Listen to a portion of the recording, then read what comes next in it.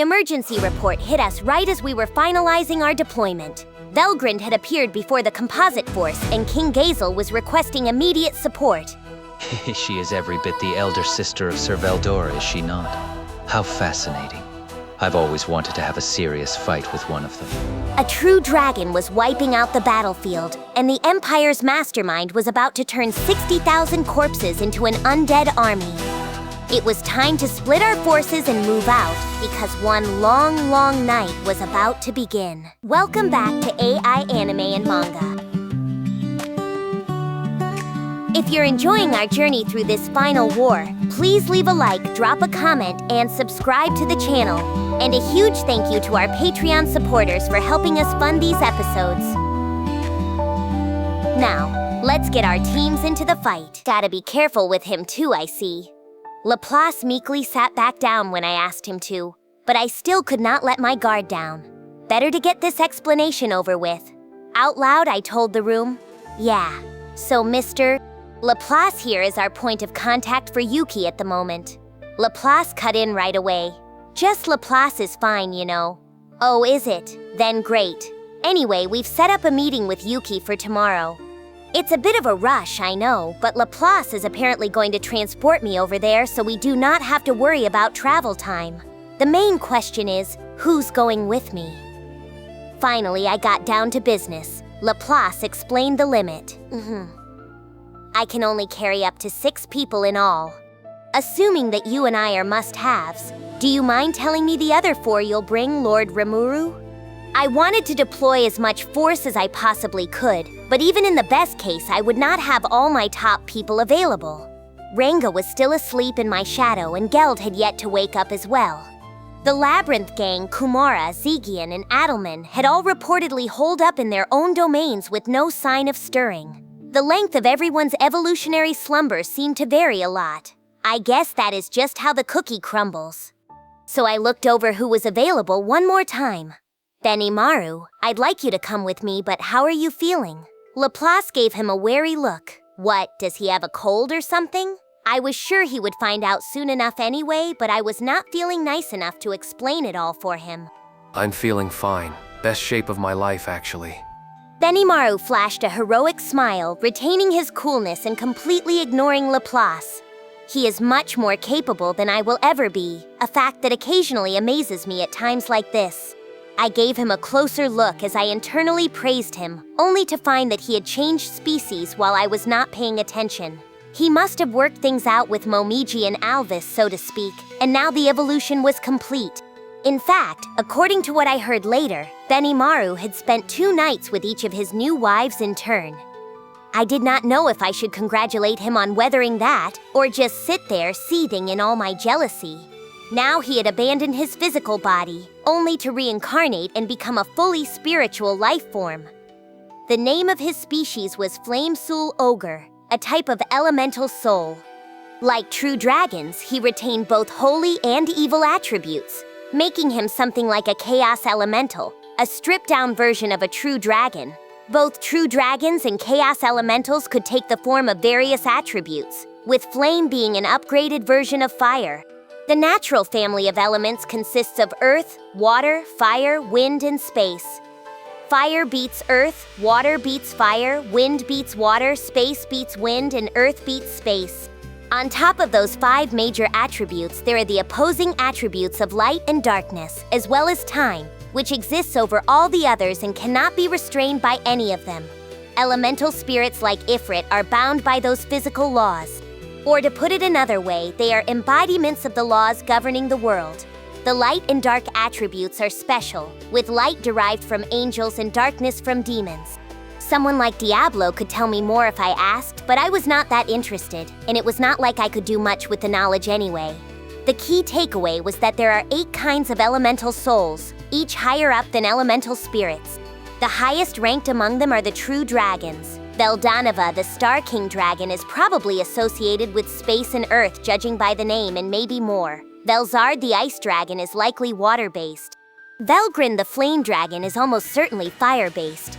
And our own Veldora rules not just water and wind, but space as well, which is a pretty big deal despite how he acts.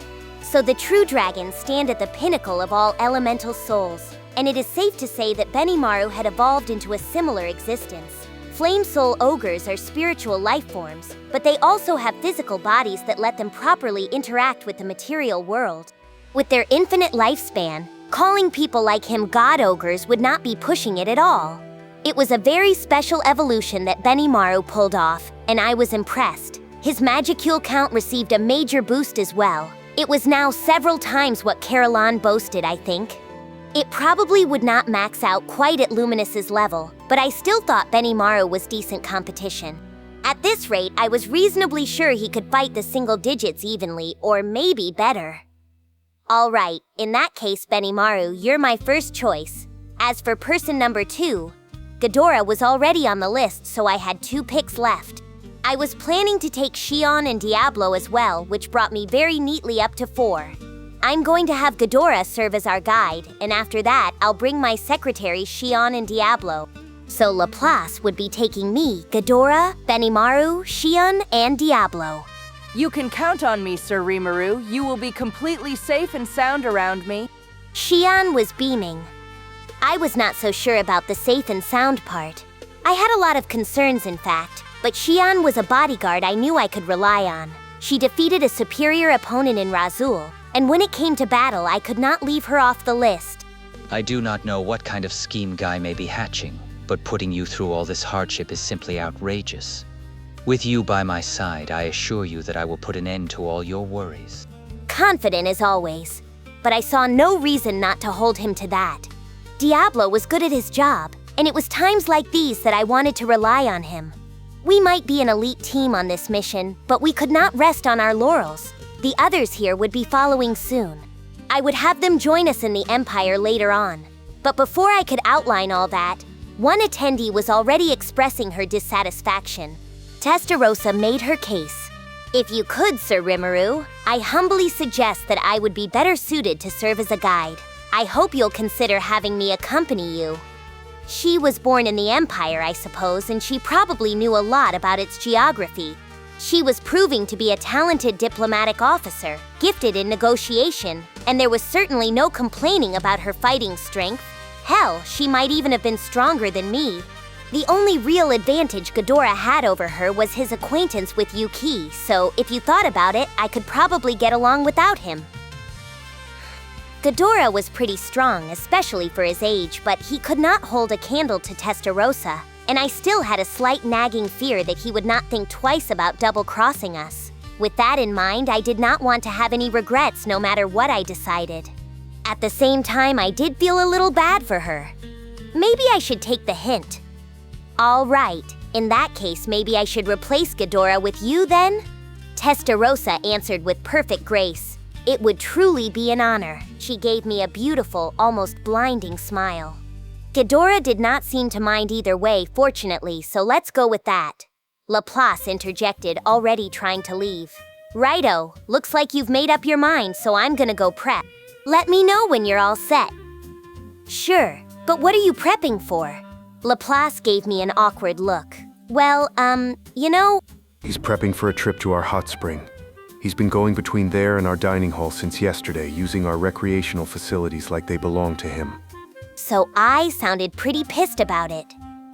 Good thing I was having Laplace surveilled. Laplace laughed it off. You got me, I guess. Don't be such a stick in the mud, Soe. As if we would never notice. He really did have a lot of guts, did he not? You were paying the bills for that, right? Laplace spread his hands. Hey, I'm a guest here, you know. I'll pay you back with the work I'll be doing for you all, so how about we treat it as on the house for now? Guts was not the half of it. Laplace kept protesting. Hey, it's not my fault this country's such a charmer from start to finish. It's the most advanced in the world, no two ways about it. Paradise, even. Who would not want to kick back and relax while they're here? Now he was laying it on thick about how great Tempest was. Receiving such effusive praise was not exactly off-putting, no. I figured maybe Laplace was not so bad after all. He's distracting you, Sir Rimuru. Don't worry, Benimaru. He might try to put one over on Sir Rimuru, but I'm keeping a careful watch over him at all times. Oops, Benimaru and Shion snapped me out of it. I cleared my throat. Well, keep it in moderation, all right? Laplace happily took the opening. Oh, of course, of course. So yeah, I'll see you guys in a bit, okay? Then Laplace gleefully skipped out of the meeting hall. What a free spirit, I thought as we moved on to the next topic. If it will be only 5 of you in enemy territory, don't you think that's a little too dangerous?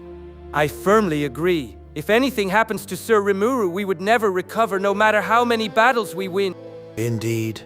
I certainly understand that a vast army isn't what we need in this final clash, but if things go awry, someone needs to serve as a shield for Sir Rimuru.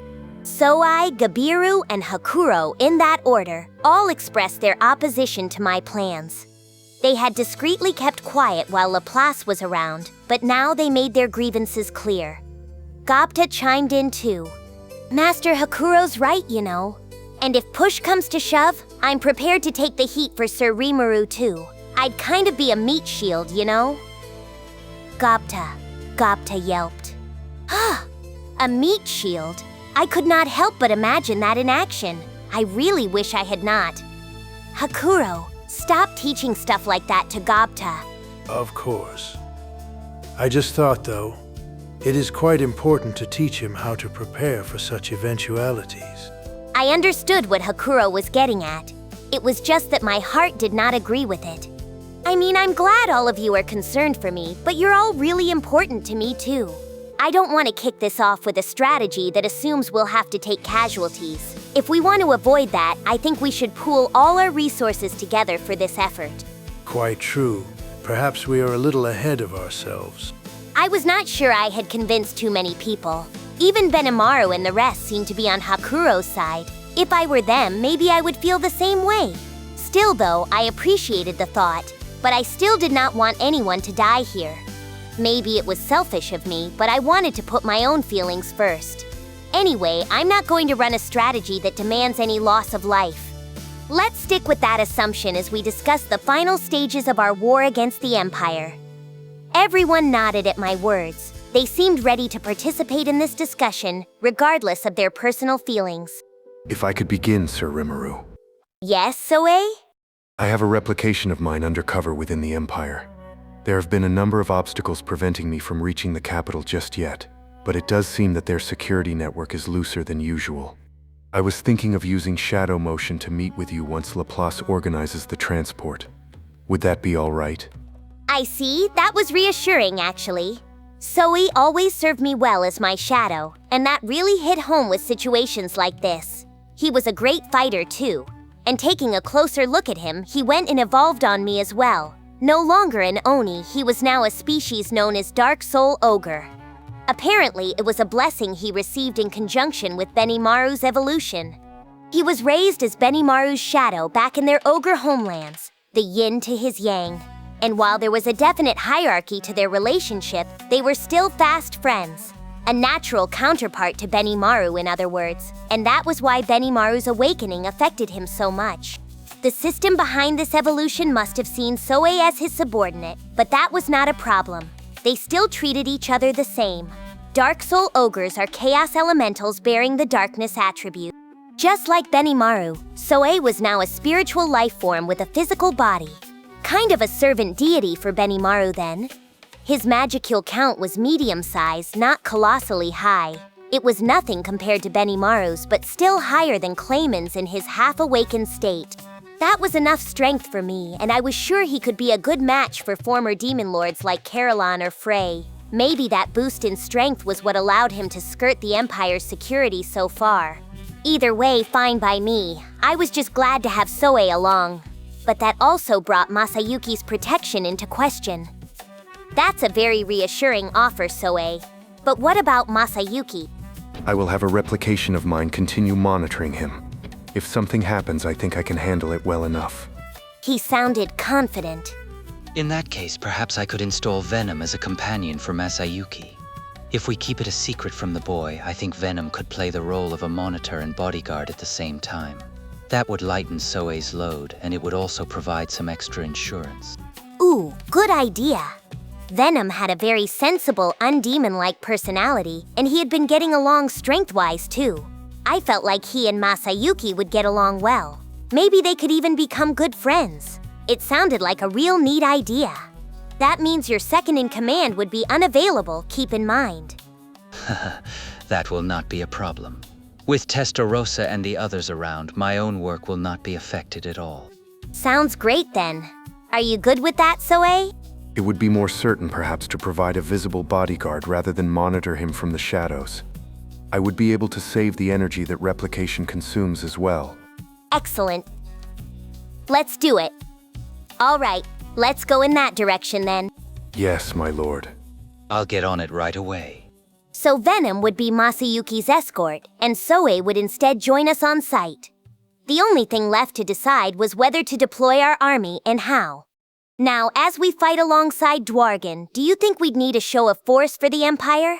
Our 1st and 3rd Army Corps had returned home once they finished retrieving all the bodies. Their full manpower was stationed here in Rimuru, our capital city. The 2nd Army Corps, meanwhile, could not be deployed because Geld, their leader, was still taking his evolution nap. Which meant... Sir Rimuru, is this where we may come in? Gobta jumped in after Gabiru. Whoa, wait a sec. We're shipping out first. Gabiru I expected, but it was rare to see Gobta so enthusiastic about stuff like this. Unlike last time, though, relying on strength and numbers felt too risky.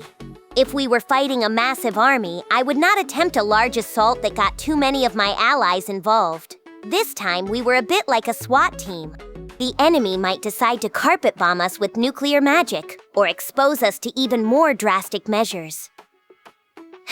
Armies waging magic battle tend to rely on legion magic, with teams of elites slinging attacks before that magic is broken. But if the opponent is above a certain level of strength, the soldiers at the end of the line are just dead weight. What do you think, Hakuro? I know exactly what you're thinking, Sir Rimuru, and I see it as the right thing to think. Okay, no novices then, and we should not take any low-ranking soldiers in either? I believe that's best for minimizing casualties, yes. And so, Gobta picked up the thought. So it'll just be the Goblin Riders from my corps? And Team Hiryu from mine will be ready for combat. Sounds like it. The Goblin Riders ranked an A for their overall teamwork. They served as excellent decoys in the war so far, and I did not think anyone could beat them that easily. When it came to fleeing, they were all but unbeatable, so I did not see any issues there. Also, following Gabiru's awakening, every member of Team Hiryu was now past A rank. I was a little concerned about the control they had over their powers, but they ought to be okay. All right, Gobta and Gabiru, I want you to start prepping along those lines. Oh, wait a second. I was about to set it in stone when I remembered something else important. Gobta, can you guys call upon your Star Wolf partners right now? Gobta blinked. Huh? Like, Ranga hasn't finished the awakening process yet, so all the other wolves under him are still sleeping too, right? Gobta finally caught on. Oh. Guess that was a no then. Right, you'll stay here on standby then. Gobta started to protest. But, don't tell me you aren't aware of your limitations, Gobta. Gobta wilted. Sorry. Gobta was visibly mopey about this, but I could not do much about it, sadly. The Goblin Riders' main advantages stemmed from the high mobility of their Star Wolf mounts. Each rider may have ranked an A+ no problem, but I still could not afford to take them along on this. Hey, it's not your fault. Hook up with rigor and focus on security within our own borders, all right? Gobta straightened up. Yes, sir. So with some regrets, Gobta's army had to stay here. Which meant our only other deployable troops were... How's Team Kurenai doing, Benimaru? No problems there. Every one of them's achieved a rank of A. Perfect. They had an excellent commander in Gabwa, and some of them had even evolved into ogre mages during the blessing process. They ought to be reliable enough if we sent them out. Soe, how about Team Kurayami? They are deployed across the land, gathering intelligence and gauging the enemy. I can call them back if necessary. No. Keep them working behind the scenes. Very well. No need to demand them back here. The importance of their intelligence ops went without question, so let's have them keep that up. That just leaves Team Reborn. I'd love to deploy them, Sir Rimuru. They're ready and willing to play a more active role at any moment. Yeah. Shion's awakening brought about no special changes in her, but Team Reborn's fighting power had grown a lot, with some members achieving an A rank. They were hard to kill, which was a big advantage, so I figured they would be okay in this battle. But Team Reborn was at its most effective only when Shion was with them. If nobody was around to command them, they would be rudderless. It felt less risky to keep them back home like Gobta's force. Nah, I think we'll leave them. Oh no. Team Reborn's more of a bodyguard force than an army, you know? I'd feel safer if you're with me instead, Shion. Ah, I see. Shion readily accepted that, so now we had our deployment fully worked out. Team Hiryu had 100 members. Team Kurenai had 300. That was 400 people ranked A or higher in all, making for an excellent little fighting division. They may not have been the largest, but no one would ever doubt their battle skill. Still, this was not quite enough to reassure me. Now, Ultima and Carrera, I have a job for you two. Ultima perked up first. Oh, absolutely! Anything you like, Carrera followed. What is it, my lord? Ultima, I want you to continue accompanying Gabiru's force as an intelligence officer. Carrera, I'll be assigning you support duty for Gobwa this time, not Geld. Ultima sounded less than thrilled. Oh, the lizards again? Carrera answered with misplaced confidence. Understood. I'll try to be as discreet as possible in my post. Their replies were not exactly filling me with confidence. Ultima seemed to have a beef or two with Gabiru, and frankly, I did not believe Carrera could keep a low profile doing much of anything. Heavens, Ultima! Do you have some issues with my force, perhaps? Ultima snapped back. Yes, lots of them. Like, the way you guys act creeps me out. It's kind of hard to figure out what makes you tick from a common sense perspective. No need to worry about that! When it comes to battle, we always take things fully seriously. Ultima pressed him. And you call experimenting with the hostile fire of enemies in the middle of war being serious? Don't be silly. It's wise to try every possible tactic in order to gain an advantage in battle. Experimentation is part of that, and it's something all of us should take seriously, I think. Ultima finally lost patience. No, it's something you should finish up before battle begins. Why do I even have to lecture you about this? I suppose having a beef or two with him was understandable.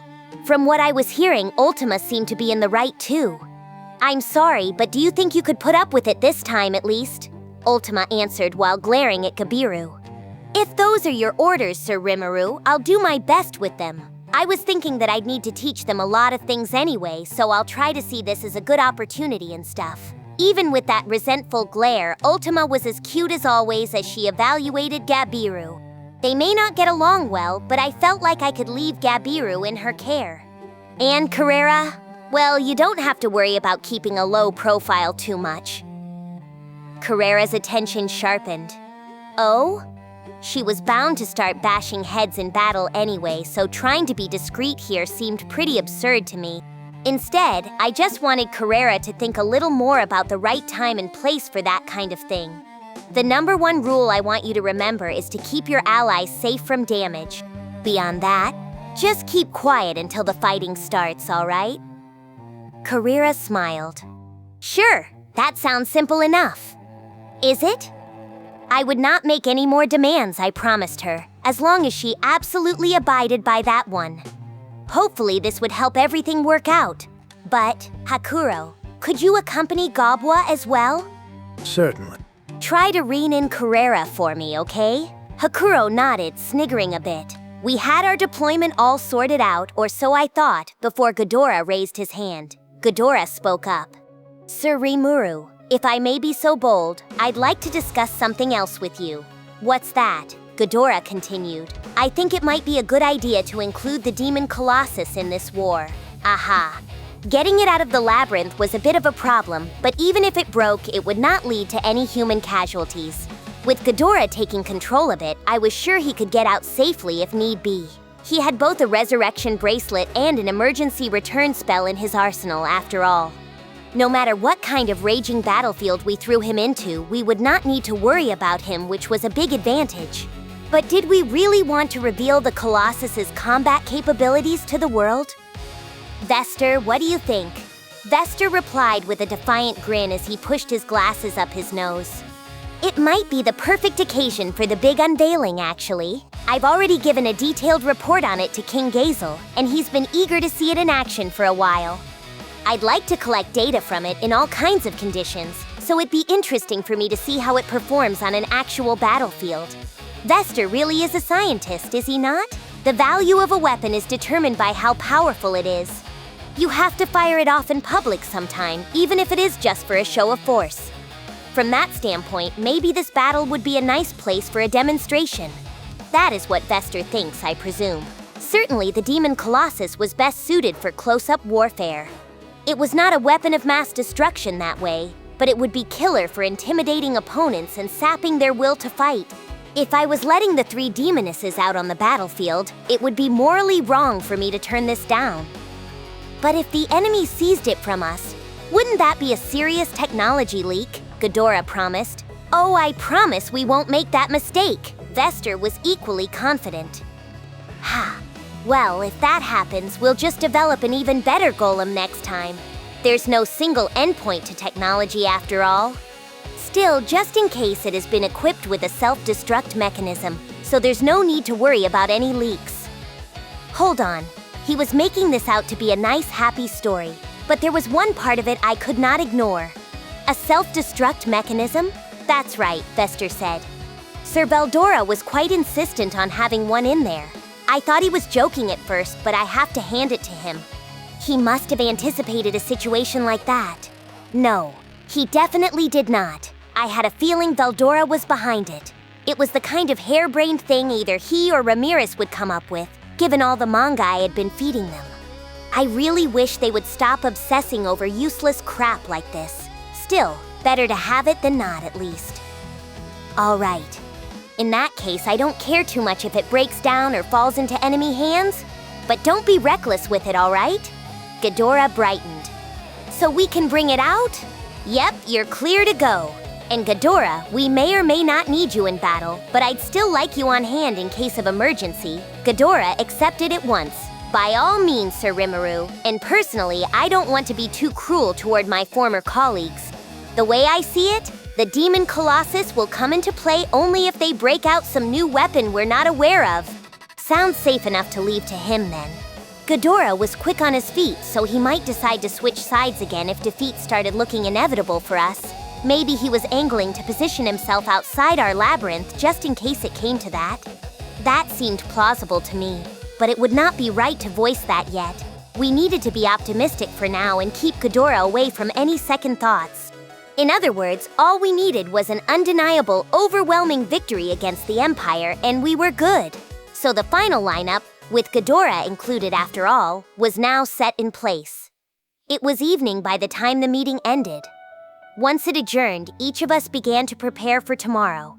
Although for me, that meant relaxing a bit in our dining hall. Tomorrow, I would give a pep talk for my personal entourage in the morning, and then we would all head off via the transport spell. In the afternoon, I would confer with Yuuki. Laplace was going to take me to him, so we would have plenty of time to spare. This would just be a day trip for me, so I did not have a whole lot to prep for. I certainly did not need to bring a gift for Yuuki or anything. I figured we should keep things casual. Are you sure you should be so blithe about this? I bet it's fine. And what about you? Are you sure you should be leaving Momiji and Alvis alone right now? Benimaru was with me in the dining hall. Being a newlywed and all, I wanted him to have as much relaxing home time as possible. That was why I asked about his wives, but Benimaru just chuckled at me. They told me they're taking a cooking lesson from Shuna today. I heard they have an informal agreement not to try to one-up each other, but thanks to that, they've shooed me away from the house for now. Whoa, not exactly the happiest, most carefree way to kick off a marriage, is it? I wondered if they could keep things up like that, but it was not on me to comment on other people's family lives. I see, I said, sagely nodding in agreement as Diablo excitedly brought a meal over to us like a real butler for a change. I mean, it still felt weird having a primal demon serving as my butler, but he seemed to enjoy every minute of it, and I was not about to shoot him down. I was used to this treatment now besides, and I was not about to change my mind. Thank you very much. No, this is part of my job as well, so... You think so, huh? Well, if you are happy, I am happy. I have this as well for you, Sir Rimuru. Shion was there, pouring me a glass of wine. She did not make it herself, of course, so it was perfectly safe and non-lethal to drink, but something about her presence made me really uncomfortable. This was a simple meal of fried pork cutlets and rice after all, so I really did not need this 5-star service. Having Diablo and Shion standing behind me just added to my fatigue. Here, why don't you guys sit down and eat with us? What a kind thing to say. Oh no, I'm already full, so don't worry about me. Yes, Shion's been sampling the wares in the kitchen, after all. Damn you, Diablo. Eesh, they were at each other's throats over every little thing. It seemed pointless to give them any more attention, so Benimaru and I let them be and enjoyed our meal. So do you intend to fully trust Yuuki then? Not from the heart, no. That's kind of asking a lot. But right now I kind of have to, you know? And I want to, also. Then I will follow your lead, Sir Rimuru. Our entire strategy, after all, assumes that we can trust him. And what if he turns traitor? That would be trouble. But we can manage, I imagine. Well, sorry for the trouble in advance. I'm always ready and willing. Something about Benimaru's smile really encouraged me. In war, you always have to trust your allies, your friends. Let any doubt seep into your mind, and that throws your chances of success at any operation into uncertainty. If Yuuki betrayed us, we would pay an enormous toll for that. So it was certainly a difficult choice I was being forced to make. But I decided to trust Yuuki, and now that I had made that decision, there was no point worrying over it. I was wondering, by the way, do you even need to eat now? I posed the question to Benimaru, who was tucking into his meal right alongside me. In terms of need, the answer is no. Ah, I thought so. But the same applies to you, doesn't it, Rimuru? I'm just glad I didn't lose my sense of taste.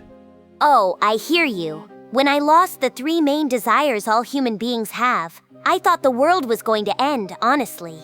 I went through a lot of hard work to regain my appetite and need to sleep, so I'm really enjoying every day now. I'm sure. I was worried about the possibility as well, but I'm the same as always on that front, so I can't complain. We nodded at each other. Then something occurred to me. Oh, so all 3 of your major needs are still there? Yes, fortunately. All of them. Even sleep? I don't need to sleep, but meditation puts me in a sleep state. It still helps me recover from fatigue as well. Wow. So I had to go through all that work in order to sleep, but he gets to keep that from the start? And it even gives him a lot of benefits I do not get to enjoy. But what I was even more interested in, I lowered my voice. And your sex drive? Benimaru nodded back, looking a little embarrassed. Oh, what the hell? I thought you couldn't evolve because you won't be able to have children then. That's right. But both Momiji and Alvis are pregnant right now. Well, congratulations, but wait. Did you keep your sex drive after the evolution? I assumed it would disappear as well, but whether I'm fertile or not, it's still there, yes. Looks like I won't be leaving them lonely after all. I was just too jealous. Keeping functionality I never had in the first place? Talk about a perfect evolution. God damn it, why can't I have that? Gee, that's great. Yes. Hey, why are you taking my food? Shut up, you traitor. My jealousy finally ignited as I took Benimaru's dish away. All I had left to enjoy was food, but look at you, you bastard. Could anyone have faulted me for thinking that way? Anyway, we continued to enjoy ourselves well into the night. The usual scene, kind of. But all that was about to end abruptly. Laplace stormed into the dining hall, shouting, Holy smokes! Guys, something really awful has happened apparently, so I have to get back like right now. He was not alone. Vester's eyes were bloodshot as he delivered the report. Bad news, Sir Rimuru. We just received a call in the name of King Gazel. It informed us that Velgrynd has appeared before the composite force, and they're requesting immediate support. Surprised, I rose from my seat. Okay, assemble the group I'm leaving with ASAP. Right away. Benimaru promptly sprang into action. They would all be here in short order. Laplace, give me just a little bit. We'll join you. Laplace hesitated. Well, if you want, but I wondered if Laplace's panic was just an act, some scheme to lure us in and trap us. But upon hearing Vester's report, I saw that it was not the case. Something major was going down in the Empire, something not even Laplace had been informed of. It was important to stay calm. I know this is a big deal, but don't panic. We're in an alliance, remember? You'd be a lot more useful bringing all of us than going back alone, wouldn't you? Laplace repeated the word. Useful?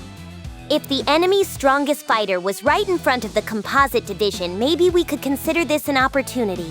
Reportedly, someone attacked Yuuki as well, but if we could beat all of them now, it would give us a decisive advantage in our negotiations. With that in mind, I decided to ask Laplace for more details. So what happened exactly? After a few moments of hesitation, Laplace answered me. Well, Tyr reached out to me. She said our team's president, Lady Kigali, was calling for me because Kondo and his team were attacking them. Ah, Lieutenant Kondo, one of the guys on my watch out for list. Probably good to team up with Laplace and beat him up now. But what I wondered about was whether Yuuki's force was not able to fend these guys off, and why. What's Yuuki doing then? Did he lose too? Laplace answered. Well, it sounds like Damrata's taking him on. Damrata? The Cerberus leader who's actually vice commander of the Imperial Guardians, right? So he turned traitor on Yuuki? I was under the impression he was on Yuuki's side, but he was not? I had never met him, so I could not guess at his motivations. Laplace shook his head. That I don't know. Tyr and Footman keep on changing their stories, but for now it's clear he was fighting the boss. Hard to say much, but one thing was for sure.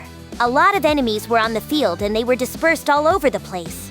Job 1 was to gain an accurate bead on the situation. Not wanting to waste any time, I deployed Argos, the Eye of God, on the spot. We already had the coordinates, giving me a pinpoint view of the composite division's encampment. I projected it on the dining hall wall. Someone in the room muttered, "Wow." There we saw a beautiful woman with a lustrous smile. Her most notable trait was her blue hair tied up in buns on top of her head. She had on a dress I would describe as similar to a kipao, plus a military jacket draped over her shoulders. She was standing alone as if strolling through an empty field, except there was a large army of 60,000 troops behind her. Or at least the vestiges of an army. Those were dead bodies in the air, huh? We could see pillars of crimson connecting heaven and earth, a high-gravity force field. Carrera recognized the spell. Gravity collapse, huh? What a drag, stealing my greatest trick like that. Carrera was taking this pretty lightly, but her expression was dead serious. I could see why. The magic this woman, presumably Velgrynd, had broken out was even more precise than the spell Carrera cast. She had perfectly specified the range of it, keeping it at bay and under control. There were no other traces of destruction in the area, showing that her spell affected gravity and nothing else. So she used gravity to send the troops flying without damaging anything else? Carrera answered, still staring at the screen. That's right, my lord. And even more vexing to me, there's not even a single grain of sand caught up in it. The only ones it's blowing into the sky are the people she sees as enemies. Was that possible? I guess it must be. We were seeing it happen here, so there was no point doubting it. We're going to fight her? She is every bit the elder sister of Sir Veldora, is she not? How fascinating. I've always wanted to have a serious fight with one of them. Diablo was bold as always, but honestly, I did not see any way that he would win. Raphael answered inside my mind. Negative. If we challenge her with all our strength, we have a chance to win. Great to hear, but the all-hands-on-deck approach was a non-starter for me. There would definitely be casualties then, so I would prefer to avoid battle if I could. So, would going after Emperor Ludora be a better bet than Velgrynd? If I could have Guy and Ludora settle their game, we could bring this battle to an end and avoid any unnecessary sacrifice. But I don't understand. Why isn't she completing the spell fully? Someone suggested that perhaps Velgrynd did not like destroying nature, unlike us. Testarossa immediately disagreed. I doubt it. Look at that. There's a pile of corpses with the blood all drained from them. She pointed at one corner of the screen. She was right.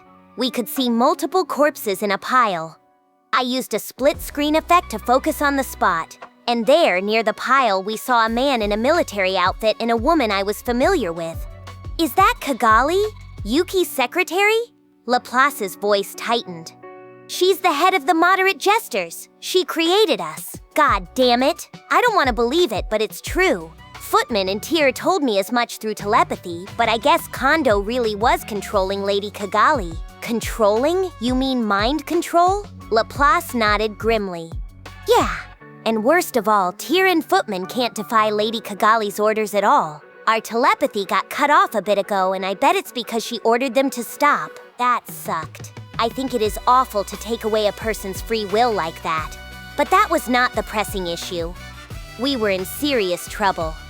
So how far does Kigali's thrall or whatever extend if she's being mind-controlled? Are you all right? I could not really tell since he was wearing a mask. But Laplace really did look frustrated. If he was as helpless as Tyr and Footman against his leader's orders, that was a major problem. Laplace answered, Nah, I'm fine.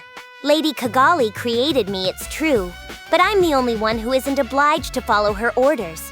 The bigger deal right now is that most of the folks Yuuki's gathered have a locking curse on them. Their top leaders are going to be the main problem in that case. But judging by how the army's looking right now, I don't see much point worrying about them. Yeah, it looked like Yuuki's force was done for. Even if there were survivors, none of them could ever escape that magic.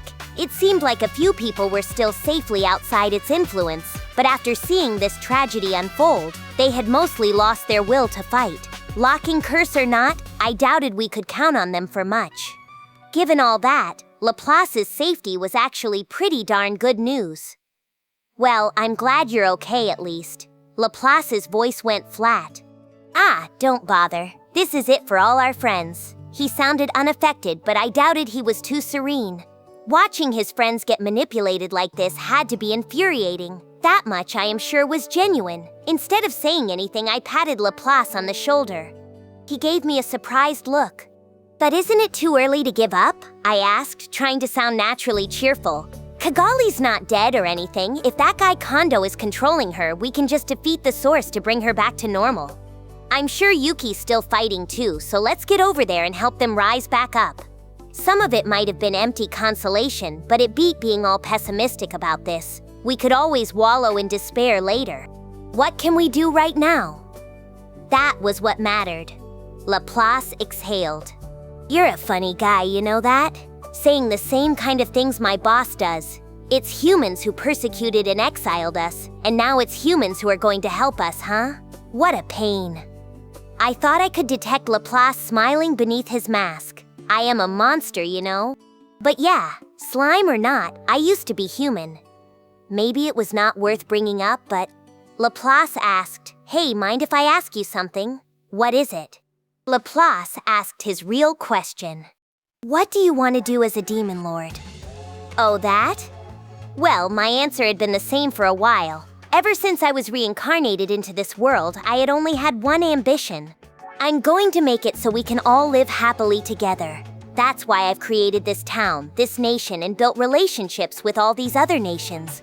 Beyond that, I'd like to value diversity and get along with everyone who shares in my tastes and interests. Laplace followed up. You're not thinking about taking over the world or whatever? Huh?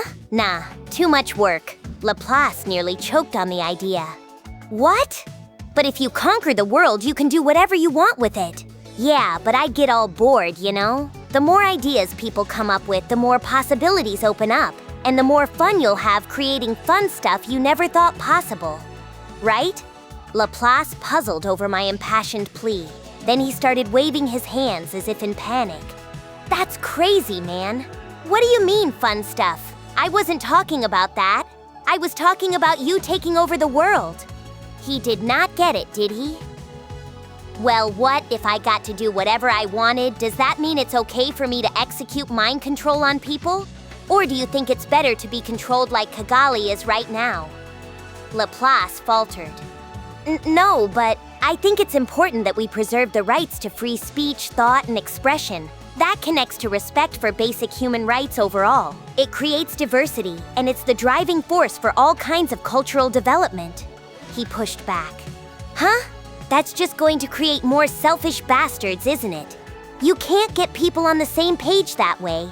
How are you supposed to steer a country like that? He had a point. The greatest weakness of democracy, I think, lies in how to separate national interests from the feelings of individuals. But that counts as diversity too. It's fine, we can figure out how to do it together later. I'm basically a selfish bastard too, and I sure don't want this nation to go in a direction I'm not on board for. I was perfectly fine being a big talker and nothing else. Reign do not rule, as the saying goes. I would do what I had always done, and luckily for me, I had a lot of role models in this world. Luminous's way of using religion as a cover for her rule and Elmesia's positioning herself as absolute ruler up top were both helpful references. Still, I had a long way to go, so I did not need to decide who I would be right this minute. But that's why political issues and stuff can wait. Right now, what's more important is cultural development. Entertainment, you see. Without that, developing this country is pointless. This was a really key point, one I hoped would show up on the exams in our future history classes. If I wanted people to lead interesting lives, we needed to produce a ton of entertainment. That was why I did not want any restrictions on people's ideas or speech. Laplace stared at me in puzzlement as I explained this. I don't get it. It's beyond my understanding. The boss. He promised me he'd conquer the world and make it a good place to live. That's why I believed in him, in Yuuki. But what the hell is up with you? What do you mean? Laplace clarified. You're just mocking him, aren't you, with that namby-pamby stuff? I'm not mocking him, dude. I'm just saying that world domination doesn't sound as fun as you think, and it's a lot harder than you think, too. That finally silenced Laplace for a bit.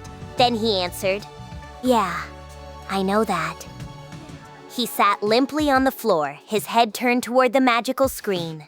There we saw that pile of bodies, Kigali standing in front of it. Laplace continued, You asked what we were doing over there earlier, huh? Well, I'll tell you.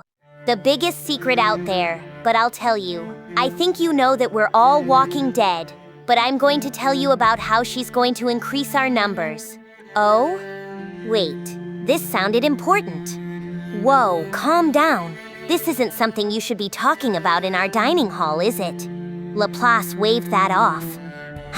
Who cares? Now isn't the time for that. You see, we were created by Lady Kigali's hand. That's what she was capable of as Curse Lord, gathering up the corpses of the dead and their lingering grudges to create a powerful magic born. It's called Dead Birthday, a kind of forbidden curse magic.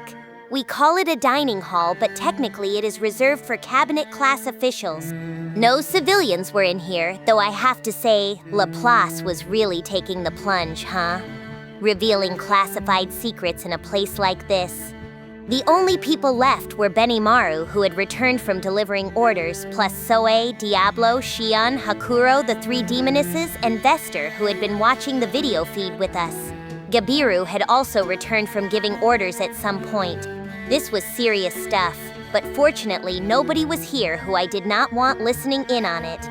Oh my, that spell name certainly brings back memories. You know it, Diablo? It was useful having such a magic nerd like Diablo around.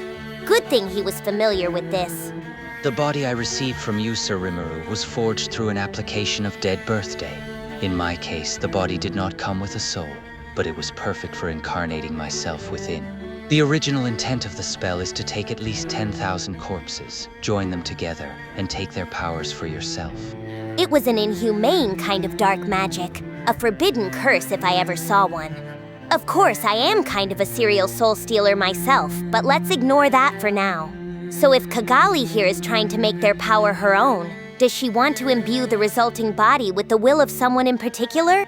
It depends, but I think it's safe to assume so. Laplace backed him up. Yeah, Diablo's right. Footman, Tira, and Clayman are all survivors from where Sir Kazalim came from. Once they lost their homeland, they resorted to these forbidden arts so they'd never forget the humiliation. Sounds like my hunch was correct then, which meant that if they completed this spell, it would be a pretty bad scene. Laplace laid out the scale. There are, or were, around 60,000 people in the composite force. If you have that much material to work with, you could probably create at least 10 Walking Dead at Clayman's level. I could only stare. Whoa, whoa, whoa. Laplace went on. And what's more, those 60,000 contain a lot of really strong folks. And unlike Footman and Tyr, they're going to offer just a ton of easily controllable power, you know? I asked Laplace to expand on that, which he did with visible disgust. As he put it, Footman and Tyr were still emotionally immature because they were swallowed up by the vast amounts of power running through them. When Kazalim created his first Walking Dead, he was not too adept at allocating the right amount of power and souls to the right target. As a result, he gave those two far more power than they could hope to withstand. Then, learning from his mistakes, Kazalim created Clayman, which became a resounding success. That being said, Tyra and Footman were not exactly failures. Their immature minds led to some delays in intellectual growth, but they still wielded a lot of power. In fact, the pre-evolved Geld would probably have his work cut out for him against Footman. In terms of fighting ability alone, they were an even greater success than Clayman himself. If you were to create power-oriented Walking Dead from a group of 60,000 corpses, Laplace estimated, the results would be condensed down to 6 or 7 people. This is an empire that did not bat an eye at sacrificing 1 million troops to create even one awakened person. I am sure they lost no sleep at all over doing this. Laplace's tone hardened. Man, we were all kids back then, you know? And Tyra still is a kid, pretty much. And that goes without saying for Footman, too. Only Clayman ever really grew up, but then he went and got himself killed through his own stupid antics. Still, though, I don't think we did you guys wrong at all, huh? Survival of the fittest and all that? Only natural to want to test someone out if you don't trust them. And we sure don't give a crap about sacrificing others if it'll expand our own powers. That's how I see it anyway. So do you still want to join forces with me? He did not have to tell me any of this, but he did.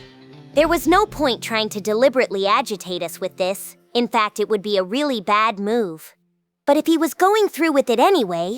Don't kid yourself. I will never forgive you for inciting the orcs and destroying our homeland. But Sir Rimuru has decided to join forces with you, and I am in no position to refuse it. Benimaru is right. Just thinking about what happened to everyone in our homeland breaks my heart. But there is nothing I could do to you that would make me feel better. Only when we have a world where everyone can live in happiness, the world Sir Rimuru desires, will I lose my regret. I'm sure you're trying to monopolize all the blame so we can take out our frustrations on you alone, but don't kid yourself. We'll need more than that to erase our anger. It's nothing small enough to be alleviated through torturing the likes of you. Yes, quite so. As you say, survival of the fittest is all that matters, and our inexperience at the time, most of all, was the culprit. I'm sure you've cried over your own inexperience at times, haven't you? And if you have, I'm sure you understand how we feel. Benimaru, Shion, Soe, and Hakuro. The 4 of them loathed Laplace and his band, but they were still swallowing their pride so we could all fight together. It was just that they could not forgive Laplace's gang for what they did, but they were trying to work through it. These ogres sure can be generous sometimes. I noticed that back when Geld first joined us, and I was seeing it now. All right? We haven't forgiven you, and I sure don't trust you completely either. But for now, we're allies. So let's forget our differences and just fight together, okay? Laplace bowed his head. Yeah, and you too, right? I want to save the boss and my president, so lend me a hand, won't you? For once, he was being sincere, not at all his usual aloof self. If this was an act, I would lose faith in other people for good. For now, at least, I wanted to trust him. Laplace's request was met with nods of approval from Benimaru and the others. His gestures toward us all were so determined, I suppose it tugged at our heartstrings. Right, then we'll head over with the 6 of us as planned and rescue Yuuki. Sounds good. Let's save that bum so he can give us a proper apology. Benimaru was certainly motivated. Of course, this was Yuuki we were talking about. Knowing him, I was pretty confident he would beat Damrata and emerge without even a scratch. The real problem was how to deal with Velgrynd, though. But just as I was about to offer some instructions about that, Shion surprised me. So this Kondo man is the mastermind behind all this? If he's capable of controlling the likes of Kigali, then perhaps Clayman was being controlled too. We all fell silent. Benimaru was frozen in surprise while Laplace just muttered, "The hell?" First secretary says some rather interesting things. Diablo could try laughing it off as much as he wanted, but perhaps remembering how things were back then, he realized there was nothing inherently wrong with what she said. It's possible. No, guys, it was definitely more natural to believe that. According to Laplace, Yuuki had given orders to Clayman to lie low and not cause trouble. The whole bit with the orcs was one thing, but Clayman's descent into insanity after that was not at all what Yuuki wanted from him. Raphael analyzed the new information. Affirmative. Based on the newly obtained information, I have redefined the situation as this. The subject Clayman exhibited some unexplainable behavior, but if he was being influenced by Kondo and other people, it begins to make more sense. The clear answer is that the Empire stood to gain the most from him. Yeah, that was what I was thinking. So you're saying that we had to go through that stuff with Clayman because of Kondo's intentions? Shit. Watch your mouth, Benimaru, or else I'll tell Shuna. I will. So don't, okay? Ignoring Benimaru and Shion's back and forth, Diablo continued. I hate to say it, but I have to agree with Shion. I tried to perform an analysis of his criminal psychology, but there was something unclear about Clayman's behavior. I saw signs that he was in a hurry to move his forces for some reason, even though he should have acted more cautiously. I at first thought it was merely his stupidity in action, but it would make sense if there was a third party intervening. Whoa. Diablo had the same opinion as Raphael. Guess there was no doubting it now. I don't know what the truth is, but let's assume Kondo controlled Clayman and act based on that. If you're paired up with Kondo, be aware of the possibility that he'll try to take over your mind. Everyone answered at once, yes, Sir Rimuru? I might be wasting my time with that warning, but it was better than saying nothing. Anyway, we really did need to watch for this Kondo guy. If we were not careful, he might be an even greater threat than Velgrynd. So I had everyone keep Kondo in mind so we were all prepared. Now, let's summarize our plan. Gabiru, I want you and your team to answer King Gazel's request for help. Don't try fighting Velgrynd, though. She's enough of a danger for you and the other leaders, but she'll massacre your soldiers, probably. That is very clear to me, my lord. Not even I would ever dare to challenge a true dragon. No, we're no match for her. Gabiru and Hakuro seem to understand that well enough. The purpose of sending their reinforcements was mainly to buy time. Once we rescued Yuuki, we would then be handling Velgrynd ourselves. Ultima asked about the ritual. But should we leave them to that ceremony? She was referring to the dead birthday thing Kigali was working on, I supposed. I wouldn't worry about that. It takes a great deal of time before that forbidden spell is triggered. At least 2 hours per Walking Dead created. And more than that if you are stuffing more energy into it. It had not even been an hour since the ritual began. We would first have to meet with Yuuki, then beat Emperor Ludora, and then if we hurried back, Laplace cut in. Diablo's right if we're talking about the usual procedure, but Lady Kigali's using a kind of workaround. A workaround. Wait. Ah, right, Velgrynd is helping her. Diablo seemed to get what this meant, but no one else did, and we really did not have time for long-winded explanations any longer. Okay, so how much time do we have? At worst, they could create several Walking Dead in 2 hours. 2 hours, huh? Could we defeat Emperor Ludora in just that amount of time? No point worrying over it. We just had to do it, and that was that. I looked toward Laplace, and you're the strongest of her creations so far, right? Better than Clayman, anyway. And despite the others being geared for strength or whatever, you sure seem stronger than them? Laplace answered, well, I was specially made, you see. Okay, well, my group's ignoring Kigali's spell then. Are you sure about that? Gabiru seemed surprised. Yeah, think about it, Gabiru. Laplace is pretty strong, but he's not an insurmountable opponent. The other two, I'm sure all of you could beat easily. That was how I saw it. Laplace may be hiding his strength, but he could not fool my eyes.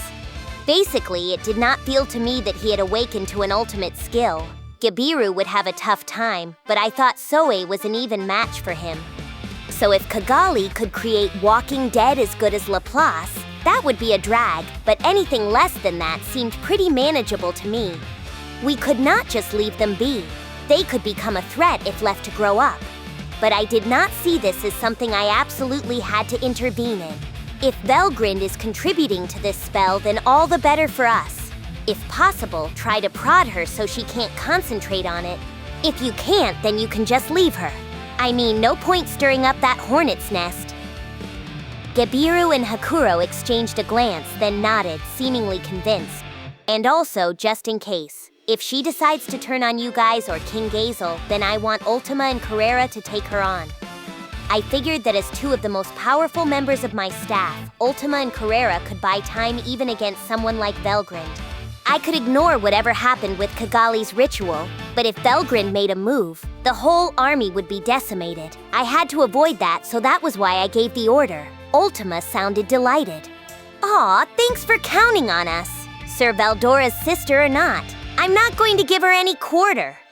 Carrera was just as eager. Yeah, we'll see if we can win once we feel her out. I have one heck of a winning streak going, you know, so I'm going to get as much enjoyment out of this as I can. It sounded like I could count on Ultima and Carrera for this. I would just pretend that I did not hear about the loss to Zagian. So I thought we had a plan, but Testarossa was not done. One moment, please, she said. I think Ultima and Carrera alone will not be enough against Lady Velgrynd. I know this is rude of me after offering to guide you, but I was wondering if I could tackle her as well. Now Testarossa was throwing her hat into the ring. This was a bit troublesome to me. It was an appealing proposal, but if we were striking the core of the imperial capital, I wanted to attempt it with as much firepower as I could gather. This was an emperor even Guy recognized as a worthy rival, and he had at least 4 single digits guarding him. If we were taking on someone that high up, I really did not want to lose Testarossa. At the same time though, if she could buy some time with Velgrynd for us, that would be pretty helpful as well. For a second, I wondered if I should take Ghidorah instead. Allow me to take her place if you could. It will help us buy at least a little bit of time, and I think it would improve our chances. That was Soai making the offer, and it sounded like a reasonable one. At the very least, it seemed better than taking Ghidorah. With Benimaru, Shion, Soai, and Diablo, I felt decently sure we could take on pretty much anybody. Okay, let's go with that. Don't disappoint me, Soai. Yes, my lord. The main purpose of Gabiru's team was to buy time and, if possible, eliminate enemy forces, Kondo included. If things went really awry, that was where the demonesses came in. That, I thought, was about the best we could do. Right, that settles it then. And again, Gabiru, don't have your team get killed before we get back. The response came back in a unified chorus, yes, sir. And so our policy was somewhat hurriedly decided upon. It was at this moment that Thester, who had been watching the screen the whole time, hoarsely shouted out, "Whoa! King Gazel has arrived, it looks like." I looked myself, and there I saw the Pegasus Knights flying in from up high. Let's hurry! Rendezvous with Gazel's team before they take damage and tell them about our strategy. Leave it to me! I promise you that I, Gabiru, will perform this lofty task with the utmost brilliance. Great. Now everybody, let's get moving. I gave out the order, and then one long night began for us. Route confirmed. The next episode and full playlist are ready. Then don't stop here. Keep watching in story order and subscribe before the next part drops.